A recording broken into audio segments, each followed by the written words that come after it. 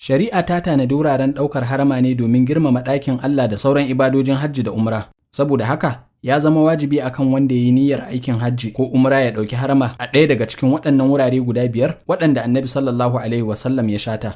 Wanda yake cikin garin Makka idan zai ɗauki harama da aikin umra, zai fita bayan garin Makka ne a wuri mafi kusa da harami. Misalin wannan shine masallacin Nana Aisha radiyallahu anha a Tan'im. Idan kuma aikin hajji ne, to zai ɗauki haramarsa ne daga inda yake zaune, wanda kuma yake zaune a tsakanin Makka da ɗaya daga cikin wuraren ɗaukar harama ɗin nan, to zai ɗauki haramarsa ta aikin hajji ko umra a duk inda yake. Wanda kuma inda yake zaune yana kafin wuraren ɗaukar harama ɗin ne, to ya zama wajibi a kansa ya ɗauki haramarsa ta aikin hajji ko umra a ɗaya daga cikin waɗannan wurare guda 5 ko dabra da su akan hanyarsa. Ko akan jirgin sama ne ko ta ƙasa mutum ya tafi aikin hajji, baya halasta ya wuce wurin ɗaukar haramarsu ba tare da ya ɗauka ba. Haka kuma shari'a ta wajabta wa mai harama da aikin hajji ko na umra ci gaba da talbiya bayan ɗaukar harama.